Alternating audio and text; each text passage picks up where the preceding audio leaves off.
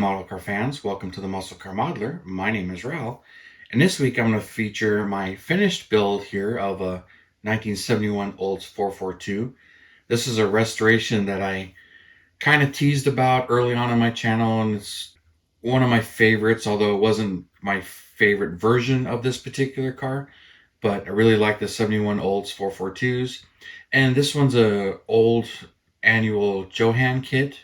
As I always said, Johann, but been corrected many times and somewhat chastised over it. But, I've been saying it for 30 years that way, but, doesn't mean it's correct. It's just, imprinted in my brain. But anyway, it's a Johann kit, and it was a restoration, and it was a very nice kit when I got it. But, for me, the 71 Oldsmobile, it's just, I always really liked the way the hood has the peaks here and bulges, and the grills being a little bit bigger than the headlights and everything. Just a more prominent look. And I always thought that was really sharp. And same, the taillights were just kind of cool to me too. I just thought those were pretty nice. And just the overall shape and package of the car. So really liked, the styling and everything goes along with it. But the 71 Oldsmobiles, the 442s or any of them, they're kind of hard to research. And I run into this with some cars where there really isn't a registry, or if there is a registry, they really want your information, but it doesn't break it down into how many have this options or history about the car. Run into that kind of stuff, and this is one of them that's this way. There's certain models you can get anything you want information-wise. Corvettes, Mustangs, Camaros. Camaros are a little bit foggy in some things, but like the premium loaded top of the line, animals, you can find their specs. But when it comes to a base model, like I wanted to do with this one, it gets really foggy. So for 71, and even the numbers get kind of jumbled up a little bit. But understand there's about 7,500, almost 7,600 71 Olds 442s made, and only about 1,300 of them were actually convertibles.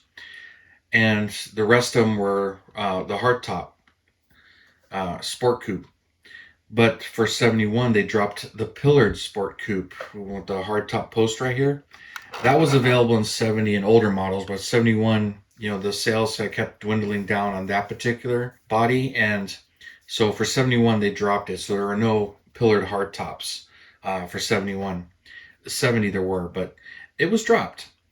And production was still just dwindling down, even though I really like the styling and they're very aggressive. But even, reading into it, you start getting into what the W30 was, and, between the two 455s, what was done to them. But 71, they did drop the compression.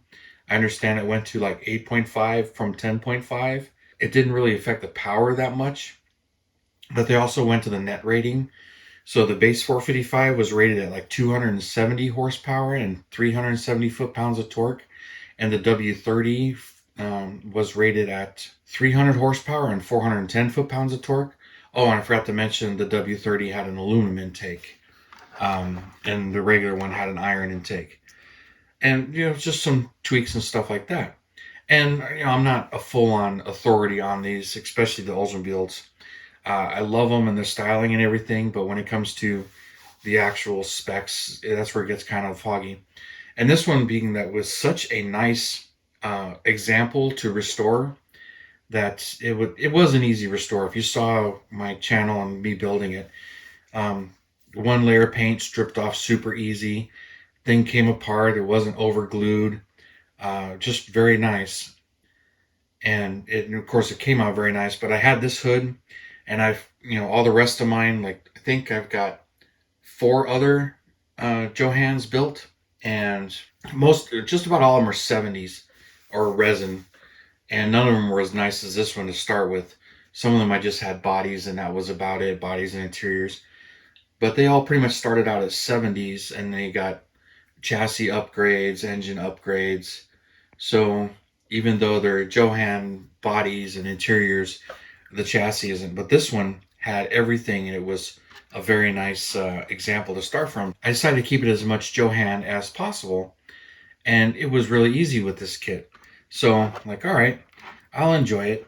And one of the things I did do is I did change out these wheels. The ones I had were, Johan's as well, and but I think they were from another kit or swapped in there, or I swapped them. I don't remember. I've had this kit as a build-up for a while, and I've got build-ups 10, 15 years old that I've had them, and I still haven't restored them, but I've stripped them, got the chrome redone, gathered up the missing parts, thrown them in a little box, and they're ready to build, but I haven't built them. And I swear, if I did a count, I probably have 40 or 50 of them that way. And this was kind of one of them, but it was a more recent purchase, as I wasn't looking for a 71. But when I found this, it just kind of came my way. And it wasn't cheap, but it wasn't horrible, but it was a value for what I got. Basically, it was right about $100, and it was super nice and really wasn't missing anything, and didn't require me to go hunt down anything other than a set of valve covers. It had the custom valve covers on it. And I did search out another chassis because there was some glue issues, and they cut this out. It's in one of my videos. But finding another chassis plate was really not that difficult. And I just, swapped it out, but, used this one and made sure it had the metal axles. Just put those in there because it was a repop with later plastic bigger axles, and I had the ones. But I did have the filler panels to put in there, so I had those. So put them in there, and it's raked a little high in the back, but I decided to leave that alone. I wasn't sure where it was going to sit because it sits on the bumper as well. So it's kind of hard to figure out where the chassis sits until you put the bumper in place. But it sits just a tad high in the back and a little bit low in the front. But I decided to keep the original tires, and I got these wheels and caps from Fireball Model Works online. He offers these.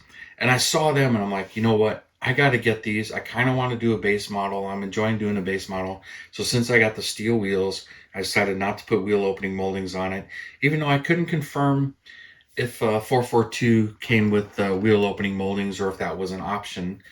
Trying to find some of that stuff out. Didn't find much on this hood. I did find the stripe. I was going to put a white stripe on the nose of this. I love that and everything. I had some decals to do that, but they crumbled and tore, and they were just old, and they looked really good, and I had a little trouble getting them to fold over the front here.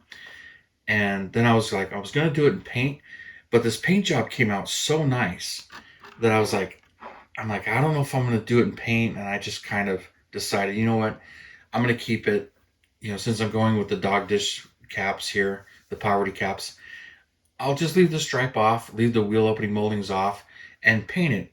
And speaking of paint, I keep getting asked this. This is what I use. This is Scale Finishes, of course. 39 Capri Aqua. So it's code 39. And this is an actual 71 Oldsmobile color. So when I found it for the car, I'm like, that's the color I got to do it in. It's a beautiful color. And I didn't use that much. So I've still got half a bottle here. So I've got a fairly new 16, 17 Corvette Stingray. That's kind of a simple kit. I'm really thinking about using the rest of this on that car because it's just a sharp color.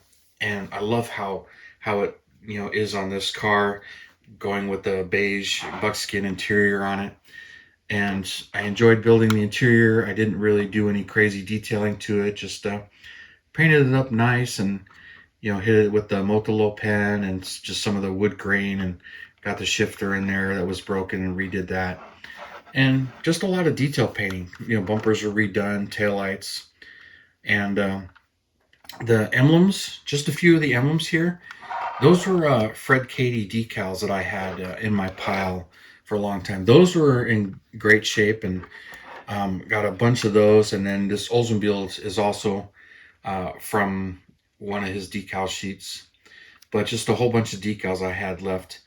But painted up the grill and got that all detailed. And the motor really isn't anything to brag about when it comes to this.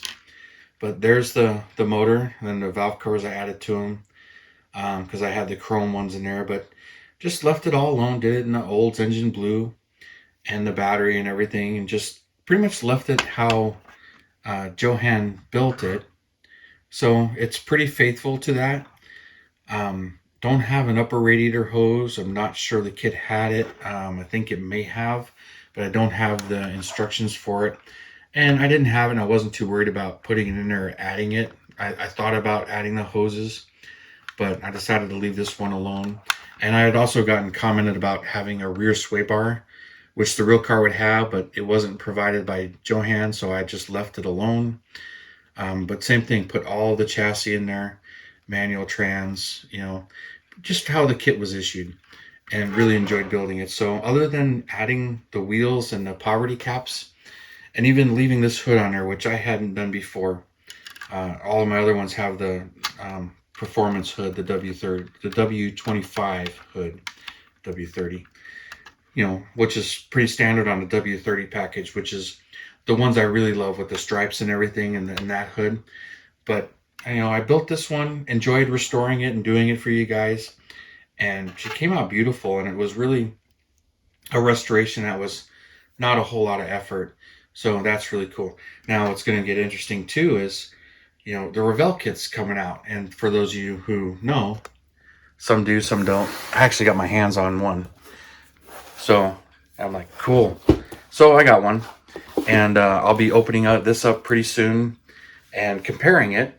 I'll do a video on that, so you guys will see that.